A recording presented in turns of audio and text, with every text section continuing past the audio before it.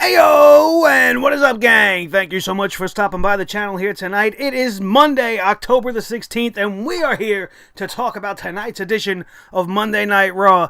And boy, once again, do we have a lot to talk about. So let's waste no more time and let's get this show started right here and right now on the newest, fastest rising podcast in all of the YouTube wrestling community, the Sledgehammer Wrestling Show. Let's do this.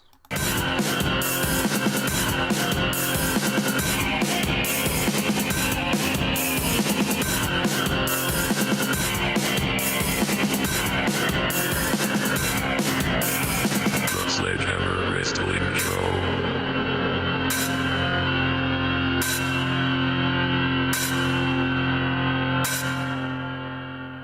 Alright, wrestling fans, thank you so much once again for joining me here today. My name is Nick Nightmare. Along with me, as always, is the tag team partner that you could ever ask for, the absolute best one you could ever ask for, and that is Blue the Snowball Microphone, the World Heavyweight Champion of microphones. And let's get this shindig started, because this show is nothing more than further proof of the ruination of professional wrestling. How can anybody seriously tell me that this is the best you got? This was a great idea to have Kane. Let me say that again. Kane. A man that has not been on TV for months. A 40-something-year-old, semi-retired man who is running for mayor in the middle of freaking nowhere somewhere in this country. And you bring him back to try to facilitate the farce, the sham that is known as this Shield reunion, the Shield United, right? You got nothing. You've got nothing for them to go against. You think by adding a fifth member to a team that is already meaning nothing. The only viable person on that team is Braun Strowman, and he has absolutely nothing to do with the storyline that was placed for the Shield. His only reason for inclusion is to make that team stronger. So now you go and you say, you know what? It's not strong enough. People ain't getting behind this. Roman's still getting booed. We need to make it look like they're going up against insurmountable odds. Kane. Let's bring back Kane. Kevin Dunn. Get Glenn Jacobs on the phone. We need a big, terrorizing figure, and we could use the fact that he's the Undertaker's brother. He's the Undertaker's brother. He wants revenge. You think the Undertaker needs somebody else getting revenge for him? If the Undertaker was not good enough in his later years to defeat Roman Reigns, what kind of a threat is Kane to the Shield? Let me repeat myself. A 40-plus-year-old, semi-retired guy running for political office in some little town out in the middle of nowhere. Put a mask on him, and he's a terrifying monster again? I was glad to be rid of Kane. I was more than happy that he was finding a new path in life and was not going to come back to the WWE as far as I was concerned until it was time for him to take his place in the Hall of Fame, which he deserves. But Kane? Are you kidding me? You've got Samoa Joe. I believe he's ready to come back. That would have been too good to be true. That would have been way better than this. I said on Twitter that, to me, the only reasonable person you can have as a fifth person should have been kept secret up until TLC. I almost said Hell in a Cell. TLC, which is this Sunday. This go-home show was absolute nonsense. And here's how you could have made it better. You could have had mystery, surprise. You know, things that we used to enjoy as a pro wrestling fan, but we don't get anymore. And it's not just because of social media, it's because of your innate need to rush things to the table and to get things over with, or to just get things out there because you're too patient to let things gel and grow organically. So here's what you should have done. You have The Miz come out, you do Raw exactly the way you did it tonight, even though it sucked, right? But you don't have Kane come out from the bottom. You have the show end, nobody knows who the fifth man is. And then you go into TLC. All night long, who's the fifth man? Who's the fifth man? You don't tell nobody. The match begins. There's only 4 competitors. Who's the fifth man?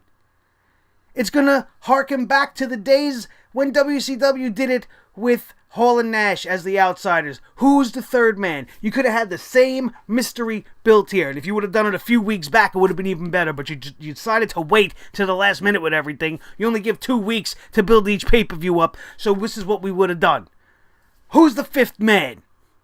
Then in the middle of the match, boom, Dean Ambrose turns on his brothers, was never fully in the Shield reunion. It's been garbage. It doesn't mean anything. It's not going to help matters. You're not going to book them correctly after this TLC thing. You only got them together to sell this pay-per-view. You got hundreds of thousands of morons who are falling for this shit. But those morons that are falling for the Shield reunion are still very curiously booing Roman Reigns when he's by himself. Every single time he was given the advantage in that Hell in a Cell, the crowd was just all over him. When he said his one line that they gave him during the Shield's promo at the beginning of this whole thing, he was booed. It's already being deemed a failure. Just based off of that reaction alone, you have not changed anybody's opinion on Roman Reigns in the last 3 weeks. Not one bit. So what is this all for? It's all for nothing. That's the best thing you could have done. Kill this reunion before it goes any further and buries these guys. Because you're making yourselves and you're making everybody involved in this main event for this useless throwaway pay-per-view look absolutely ridiculous. And it's really starting to get to me.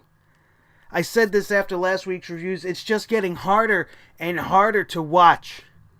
You know, I come in here and I sit down and I want to sit here and I want to have fun with you guys. And I want to talk about wrestling because I love wrestling. And there's so much great wrestling going on that it's unfathomable that the greatest wrestling company in the world is putting on this kind of crap. Kane. Kane was the big reveal tonight. Useless. Garbage. Lazy. Uninspired. And it just goes back to that Vince McMahon mentality. You need something big. You need a big splash. Don't bring somebody up. You know, don't elevate some of the new talent. Let's go back to the graveyard. Let's go back, and not the literal graveyard, which would be cool, like the Undertaker's graveyard. I don't mean it in that sense. I mean it in the sense of the graveyard of used and washed up wrestlers, where the Big Show resides. Where Mark Henry should be residing. Where everybody that has wrestled from the year 2000 and prior, maybe even more, maybe I'm being too generous, maybe 2010. If you've wrestled before 2010, you're useless now. You're useless now. Not everybody can be like The Rock. You know, not everybody can be like John Cena. This guy's hitting 40 years old and he knows his wheels are coming to a halt. He's reining back the schedule. He's making plans for after the fact. He'll always come back just like The Rock. We're never going to be rid of John Cena. But his time is not now anymore. His time has come and gone. We need new talent. And you have nothing new happening here. You have the reunion of an old faction for no reason. You have Braun Strowman, the only refreshing new element in this whole thing. You had The Miz and the Miztourage, which are two guys that haven't been able to get over in the last decade, even though they should, based off their name recognition alone. You got The Miz, who's been doing nothing since he's come to Raw. And to make it better, you bring back a semi-retired 40-something mayoral candidate from whateverville he's from. Makes me not want to watch anymore. What part of you believes that the Shield is not going to win no matter how many jobbers they throw on this team? And yeah, I said jobbers. Sheamus and Cesaro, they're jobbers now. All due to the fate of this Shield reunion. They're not going to have the Shield look weak. So now Rollins and Ambrose are just going to keep winning. We're in that weird Usos New Day territory where there's nobody else for them to fight anyway. There's no other tag teams for them to be challenging for the World Tag Team Championships of Raw. So we're going to go back and forth, but the quality of the matches is nowhere near what we were getting from the Usos and the New Day, and it's become stale and repetitive, and it needs to go away. I don't want to see this anymore. The fact that you had them win again tonight, Rollins and Ambrose defended the championships successfully against the Bar once again. So what threat are the Bar to the Shield when they can't even beat Rollins and Ambrose on their own? What makes you think they're going to make any difference when you add in Roman Reigns now? Nothing makes sense. And nothing makes me more mad than when things don't make sense. When it's clearly so easy. I just gave you an idea that would have blown the roof off of pro wrestling. The Dean Ambrose turn is coming. This would have been the perfect time. Put an end to this friggin' reunion because it didn't blow off the way you want to. You want to get Roman over? Make everybody hate Dean. Put Dean in a feud in a series against Roman.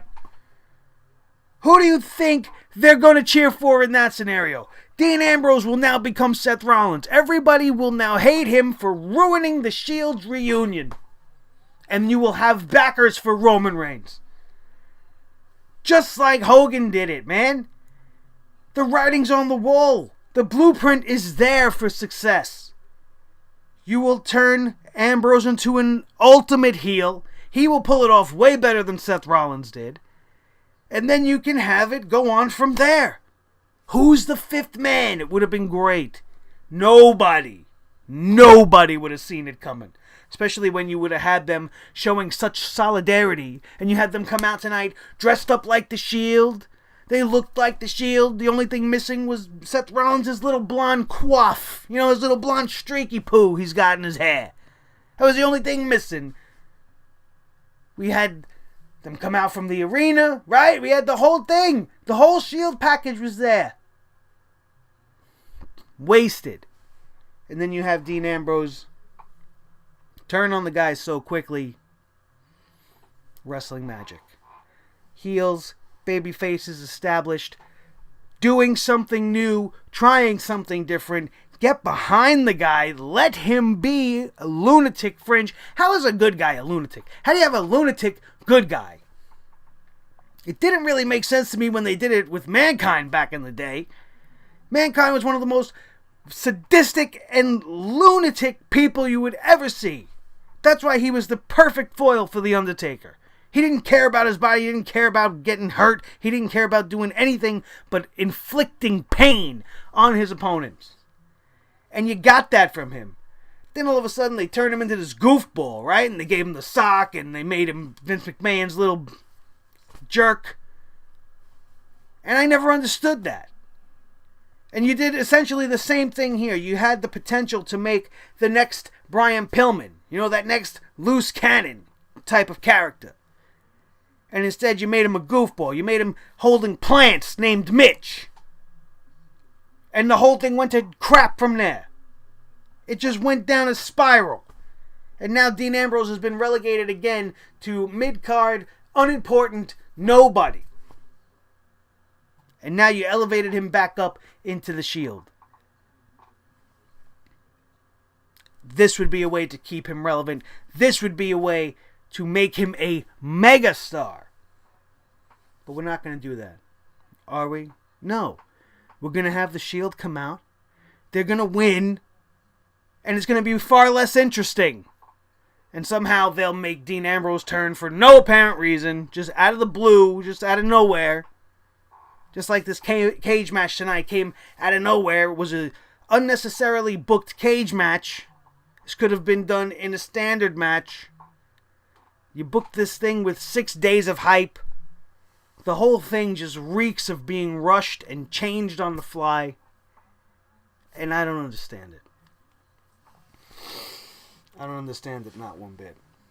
Before we get into the review, which I promise you this week, we are going to burn through this match card because I hated tonight's show from start to finish. There was nothing at all good about this show for me. Because I see behind the matches, I see behind the cool little suplex spot that was on the cage that everybody wants to chant about, right? It's great, it was a good spot. But the end result and what we're moving towards doesn't make sense, so the spot doesn't mean anything. But before we go into the card, I want to talk a little bit about this Sister Abigail, Finn Balor nonsense. Finn Balor has obviously been watching too much Nightmare Before Christmas lately. What the hell, man? What is going on? I understand that it's Halloween. But you already blew it with the Sister Abigail thing by making Sister Abigail be Bray Wyatt. We didn't see it tonight. I thought for sure we would. But we did not. We will see Sister Abigail, or Bray Wyatt in zombie drag, this coming Sunday at TLC. And he is going to be countered by the Pumpkin King. Not the Demon King. Not the Demon Finn Balor. But the Pumpkin King. Not that the makeup job wasn't cool. It's not that it didn't look cool. Of course it looked cool. But it doesn't make sense. He's a demon. You need to pull out a further demon than the demon you already are, and it's Pumpkinhead? It's Jack Skellington on the night of Halloween in his Pumpkin King garb before he takes off the stupid flaming pumpkin head and then he's a normal skull guy? Not that being a skull guy is normal, I guess, but you understand the point I'm making. What is the difference between his orange makeup and his black makeup? What is the difference? What makes him scarier? I didn't even hear what he said. I was taken back so much by the cheesy morphing effect and the makeup job that I wasn't paying attention to what he was saying, because all I could hear in my head is, boys and girls of every age, won't you like to see something strange? You know it. You know what I'm talking about.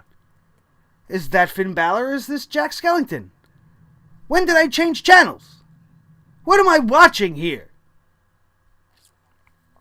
And I got people coming at me all night on Twitter because I was going off in my anger, and I got people telling me, oh, you don't want to have fun? It's fun, it's different. That's not different. This is the same match we've gotten the last 4 times between these guys. We had Bray Wyatt win over Finn Balor initially to kickstart this whole thing. We had Finn Balor bring out the demon, right? So the demon beats Bray Wyatt. And then Bray Wyatt's pissed off and he's like, you only beat me because you were the demon. You gotta be a man. So fight me man for man. And it was the man versus man match. Right? Balor versus Wyatt. Man versus man. No spookiness, no spirituality. Balor wins. Clean. Again. And now we're gonna go on again and paint Bray Wyatt now. So that seems like the logical progression of things. The only thing that hasn't been done is Bray Wyatt hasn't painted up his face. So now we had Wyatt versus Balor initially. We had Wyatt versus the demon. We had man versus man. So now we have to have Bray Wyatt be some sort of a demon. So we'll turn him into Sister Abigail. And Finn, you could just change up your makeup, be something a little bit more extreme. So let's extreme it up. Let's do a pumpkin face because we're a few days out from Halloween. Good God! Who is writing this crap? This match is unnecessary as it is. The minute you showed Bray Wyatt as Sister Abigail, I tapped out. I'm done. Sister Abigail should be a female. It was the prime opportunity to bring and elevate a female from either NXT or the Mae Young Classic.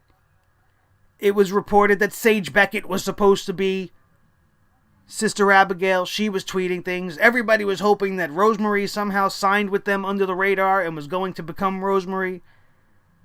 It was going to become Sister Abigail. The possibilities were endless. You want to look at NXT, you could have even made Nikki Cross. You could have took her right out, or Ruby Riott, or either one of them. They have these weird vibes about them. They could have came off as a Sister Abigail. Or bring up an unknown. Maybe there's a diamond down there in the Performance Center that nobody knows about. Pluck her out, and you know what? You're Sister Abigail. You look creepy. You got the long black hair. You got the whole thing. Or why not just get the man's real life sister if she's actually, looking for a career in pro wrestling? Maybe you don't have to even make her a wrestler. She just has to come out, give her a paycheck for a couple of months. You're Sister Abigail. Come out with your brother. That's all you got to do is stand there like a creepy little wet, drippy, dark thing. But you failed. And you think painting Finn Balor up orange as opposed to red is going to make this any more intriguing to me? It's just more of the same. Let's get this over with. The potential, again, for this was so much greater than the end result. And I just have no interest in it. And this is my type of thing. I'm a macabre type person. I love the dark. I love the gothicness. The Undertaker was always in my top 5. Actually, probably in the top 3. My whole entire life. The minute he came out, there was nobody better than The Undertaker to me. His whole vibe, his whole gimmick, the rest in peace, the everything. The skulls, the coffins. I love all that kind of stuff. My whole entire life. Look at the logo. The logo for the wrestling show. A big skull head. Because that's my thing. I enjoy such things. But when you do it in this way, and you put it in my wrestling, and it doesn't make sense, there's a lot of stuff The Undertaker did that didn't make much sense. Like when he wrestled himself at SummerSlam. As a young man, I was not that forgiving about such things, but I was a young man. I saw it for what it was, and I enjoyed it. But 20 years from that, I can't do the same thing. I can't sit here and watch something along the lines of The Ultimate Warrior versus Papa Shango, which was absolute dreck. It was just garbage. We're going down that route. Are we going to have mystical stuff happening throughout this match? Are we going to have smoke surround the ring? Are we going to have cricket videos on the mat again, like when Bray Wyatt was fighting Randy Orton? That was supposed to be creepy and spooky, right? He's going to do his little backwards crab walk, dressed up in this drag suit, and it's going to look worse? How much worse could it look? I'm not with it. Let's get this review over with. Obviously, I'm ticked off by this show. You probably don't agree with me. I might be by myself in this. I'm sure many of you probably enjoyed tonight's show. You probably thought his makeup was awesome. You thought this was going to make everything better, right? But it's not. It's an attempt at a Band-Aid over a scar that they put in this whole entire feud. We're just going to try to make it cooler. So now we'll paint them both up. Two painted freaks. Get out of here. Show starts off with Kurt Angle coming out for absolutely no reason, only to be interrupted by the Shield. Roman Reigns threatens the general manager. He actually threatened him, saying, listen, you either give us the ring or you get your ass kicked. And Seth Rollins is like, hey, calm down, big dog. Don't make me throw up in my mouth a little bit. This whole segment was forced, and nothing made me feel like, oh, okay, well, the Shield is back. Let me get excited. Nobody cared. Especially this guy. Then you had the Miz Taraj and Strowman and the Bar come out. They were about to charge the ring, and then Kurt Angle's like, no, stop. If you want your match and you want your match, blah, blah, blah. Typical Monday Night Raw crap. Stops the altercation from happening. And then the show would begin. And the show would begin in one of the worst ways possible. And I don't say that sentence usually when I'm speaking about Elias, because I want to walk with Elias. But not if he's going to have two meatballs with him the likes of Gallows and Anderson, who have, since they've come to the WWE, been relegated to the comedy section, which is not where they belong, and they prove that every time they try to be funny. This nerd thing did not get over. The crowd doesn't react to it. We're not chanting it along with you. The only nerds that I see are you two bean-headed jerk-offs who need to go away. Go back to New Japan and be what you were there, because you're not that here. And you want to just sit back and collect your paycheck, that's fine. Then don't take up the TV time. Stay in the back, because I don't need to see you coming out singing the Honky Tonk Man's theme song. Warming up your vocals like two complete idiots, making nothing but retarded noises and stupid faces on national television Monday Night Raw. When you have a serious and villainous heel like Elias, who's come out every week and very seriously sings his songs to the crowd to rip the town apart. In this case, it was a particular song he wrote for Jason Jordan. And apparently, the club, and I use that term loosely, the good brothers, the dumb asses, apparently wrote this song with him by inserting the word nerd. I couldn't stand this whole entire segment. I thought it took away from everything that Elias has been doing to establish himself as a serious, credible wrestler on the roster. You put him with these two jagoffs and you made him look like a fool.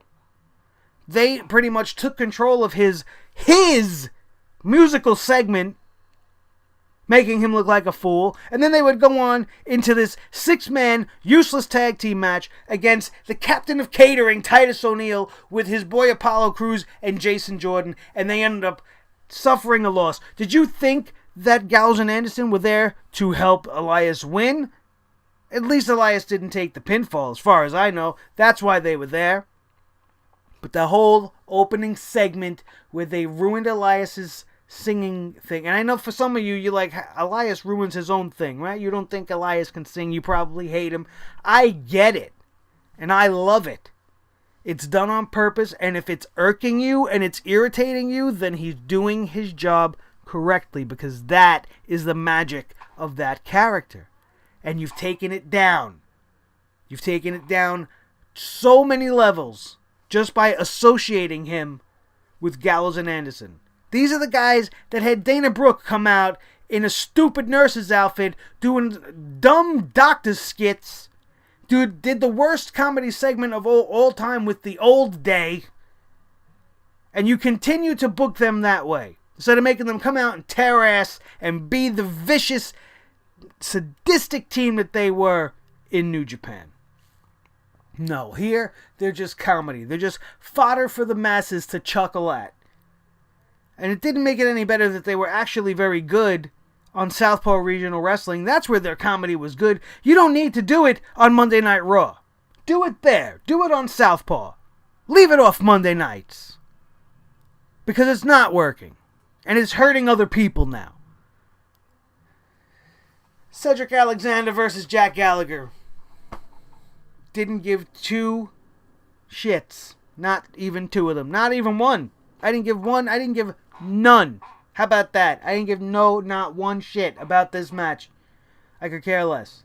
Cedric Alexander beats Jack Gallagher. We had Rich Swann and Brian Kendrick on the outside. 4 minutes. 4 minutes is all this match went. It started at 8:45. It was over at 8:49. So how much time did you give me to really be interested in this match anyway? It only gets worse from there as we have Alicia Fox versus Sasha Banks. Alicia Fox has been on TV for the last 3 weeks because she went on Lillian Garcia's podcast and opened her mouth. She complained about how WWE's using her, that she doesn't have a t-shirt, and that she hasn't been on TV, right? So 3 weeks, the last 3 weeks she's been on TV. This week on Twitter, if you've been following, or if you follow her, you follow WWE Shop, you've seen the announcement, she finally has a t-shirt. And then she don't even come out wearing her t-shirt tonight. Unless I missed that. Let me know if I'm wrong. You know the comment section, as always, is yours. I did not see her wearing her Crazy Like a Fox t-shirt. You went through all this trouble to get it made. You have it made. And you don't have it, and you announce it, and you don't have it ready for Monday for her to wear and advertise to show to whatever type of a fan you are that you may enjoy Alicia Fox's work. I don't know what kind of people you are, and I hope certainly that you're not watching this show. If you're a fan of Alicia Fox, you don't know shit about wrestling. And I don't need you over here. And I'm sorry if that offends you. And if you want to leave, please feel free. Because those type of people are not the type of people we need over here. We need smart, intelligent wrestling fans that know the real deal and know what's going on. And Alicia Fox, again, she's been around almost as long, if not longer than Kane. You haven't gotten the job done in all this time, honey. You ain't going to get it done. Took you over 10 years to get a t-shirt.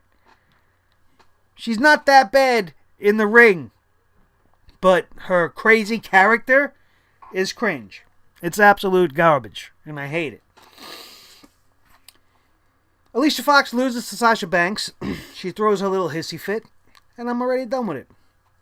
Again, things would continue to get worse. As now we go to another Cruiserweight segment. The rare second Cruiserweight segment in one night of Monday Night Raw. Enzo Amore comes out. And we got the Cruiserweight division there, right? He does his thing, running everybody down. He was actually alright on the mic tonight. But that's not what this is about, and that's not what the problem is. The problem is here that the Cruiserweight division has aligned themselves with Enzo now. Particular members of the Cruiserweight division. Particularly Tony Nese, Arya Daivari, and whoever the hell else was in the ring, aside from Mustafa Ali and the champ, Kalisto. Now, I understand wanting to do something different and changing and trying to create this storyline, whatever it is. I don't know what it is, because it doesn't make sense. These guys all hated Enzo's guts for the last, month? Since he's been put in the Cruiserweight division, he's done nothing but down and rag everybody. They were all outside the ring last week as lumberjacks to make sure that he lost that match. He just had that contract where it pretty much stated everybody on the Cruiserweight roster could not have a match with him. And now they're going to side with this guy that they've been against for all this time. No explanation, no nothing. Based off of what? Because Kalisto won the title? Because Neville left? The We Want Neville chants were great by the crowd. But what is the reason for this? How does that make sense? The one man that everybody hated now has a group, not just one. It's not that he brainwashed one guy and got him thinking the way he's like. He's got a group of guys that are with him and jumped the champion. And the one guy that decided to help Mustafa Ali, who decided to help Kalisto. What did he get for his troubles? A beatdown. But what sense does this make? It means that everything that you do doesn't mean anything because next week we're just going to change everything. So what's the point in getting invested in anything? Enzo Amore still being pushed. He's going to end up probably winning his title back at the pay-per-view this Sunday. Don't be surprised. We'll talk more about that on the preview and predictions coming up this Friday. But this was useless, and I hated the whole thing.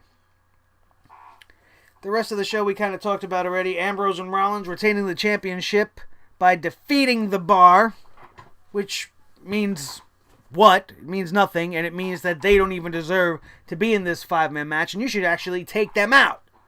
You should take them out and make it just be The Miz and Strowman and Kane. Because what good of Sheamus and Cesaro? They can't beat Rollins and Ambrose on their own. And now they have a third, almost impenetrable partner. Does it make sense to you? Because it doesn't make sense to me. Then we had the Balor the Pumpkin King segment, which made me want to lose my lunch, or dinner, more appropriately. Then we had another women's segment. We had Mickie James and Bayley, for some reason, taking on Alexa Bliss and Emma in women's tag team action. Mickie James pins Alexa Bliss for the win. Once again, doing the one thing I hate more than anything, and that's having the champion be the one booked to be the weakest in their matches, leading up to a title defense of some kind. Mickie James getting the win here makes it all the more predictable that Alexa Bliss isn't dropping the title. And in fact, as much as I love Alexa Bliss, TLC is the perfect time for her to lose the title. Because you put the belt on Mickie James. Mickie James has experience, very good experience with Asuka. Their match at NXT Toronto was very, very good. Not Asuka's best match by far, but she would definitely give her probably the best match on the roster as her first feud, heading her towards the Women's Championship on SmackDown. Plus, it would make us wait for an Alexa Bliss versus Asuka match. I actually don't think that's going to be a good match. I don't think Alexa Bliss, taking nothing away from her, but I don't think she can match up convincingly against the Empress of Tomorrow. It's just going to look like a mismatch. Asuka is a beast of a wrestler, and Alexa will never survive. Much like Sasha Banks. I don't believe that type can go one-on-one with an Asuka. But we do have some viable competition in Nia Jax. Emma was a good choice for her first opponent. Emma's, just like Mickie, has experience with Asuka, has done great with Asuka in the ring, so I expect this to be a good match, and I'm just hoping they don't squash Emma. But that's not what this is about. This is about this tag team match, which just was senseless. Some of the action was very good. Bayley, useless to be put in this match. But Mickie needed a partner, right? And there's not that many people they could have picked from on the babyface side of the women as there is. So Mickie pins the champ, making Alexa look bad. And then Mickie James would go off and cut a very, very cringy promo that seemed very, very force-fed and very, very not genuine. It seemed like, even though she was talking about her baby boy, that she didn't know how to do it in a way to come across how the WWE wanted them to. There was a lot of awkward pauses, a lot of heavy breathing, as if she was trying to stall or remember her line, most likely. Because even when you want them to bring their reality into a storyline, and you tell Mickie James, you know what, tell everybody how important it's going to be for you to bring the WWE Championship home to your little boy. It's a very simple message that you might want to portray. I said it in one sentence, right there. That's all you really needed to remember. I can't wait to beat Alexa Bliss so that I can bring this championship home to my 3-year-old son, Donovan. Done! All that extra, all that script writing, all that, throw it away. Because it makes them look horrible. They can't remember the garbage you people write. Because it doesn't come from here. And if you would have just gave her that, maybe she could have given you something a little extra, something a little special. She would have threw her own little Native American flair in there, which, by the way, I never realized Mickie James was Native American. And just on a sidebar, and I hope not to be coming off in a mean way with this, but I hope she didn't find out she was like 1.4% Navajo. You know what I mean? Like she got her Ancestry.com results back and she's 0.0027% Cherokee Indian, and she's going to go with that because she's got nothing else. So now she's in the Native American Hall of Fame, right? I hope that's not the case. I'm sure that's probably not the case. I don't know the facts. I didn't look into it. And if I ever find out the facts, I will apologize for that if you think it's necessary. I'm just saying, there are people like that out there. You don't think there are? It's like the one white kid that finds out he had one African-American ancestor in his past and thinks he could drop the M-bomb all over the place, Well, yeah, I used to be, my great-great-great-great-grandfather was 1.4% Indian. So why don't I apply to be put in the Native American Podcasters Hall of Fame? I could find that out. Maybe we could make that happen. Who knows? Mickie James made it happen. Holy shit. That was much more interesting than everything else that I had to say tonight pertaining to Monday Night Raw. Because the promo, she stammered through it. I was not too impressed. She's not been that bad on the mic in the past. I don't know, maybe it's a self-conscious thing. Maybe she's feeling her age that she's trying to deny so much. I don't freaking know. It just didn't come off that great. And then you had the steel cage match, which, as far as the match itself, was a decent match. It was a decent match. These guys, when Strowman and Reigns get in there, they have a spark between them. They work together, and it showed in this match. Although they went to commercial, of course, and then we have an altercation in the back, right? The Shield comes out to help, and we go to the back, and we follow the Shield versus the Bar in the back, and we leave the cage match. We don't even have them side by side. We're like, all right, screw the cage match. So obviously this is not important. What's important is the tag teams fighting in the back. Then you have The Miz lock the tag teams out of the arena. You had Kane come up from the thing, and it was all downhill from there. Absolutely. I was hoping so much that they were not going to reveal the fifth member, and I was hoping so much that they did. It literally could have been almost anybody else on the roster. Almost anybody else. And I probably would be alright with it. But because of the state of where Kane is at right now, and the fact that he's running for mayor, maybe he lost. Maybe the election's over and he lost. But you know what? As far as I know, election time is coming up. November's vastly approaching. And that's when people go to the polls. And that's when elections are taking place. So maybe Kane's doing this as a boost. You know, maybe he's gonna start campaigning in the middle of the match. Maybe he comes out for the match on Sunday with a big vote for Glenn sign. Hashtag vote for Glenn in the comments below.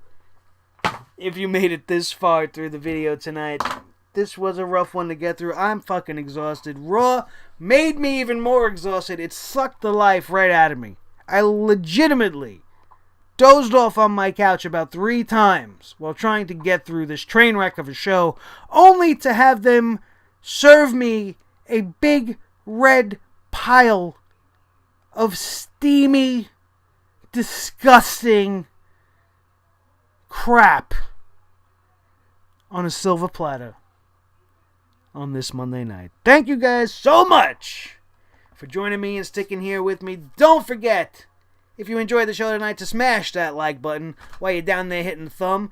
If this is your first time here and you are new, don't forget to subscribe. Become part of the Sledgehammer Club, the family we have here at the Sledgehammer Wrestling Show. You are more than welcome. All you got to do is subscribe. Then hit the ring bell. Start the match up. Ring a ding ding that bell so that you are always notified up to the very minute that a video drops. You will know right at the second. Never miss an episode. Never miss a thing. As we got 2K18 stuff coming to the channel. We've got the TLC preview coming this weekend. And then, of course, our coverage all weekend long and everything that we can find in pro wrestling leading to next week's debacle, which I'm sure it will be when it comes to Monday Night Raw.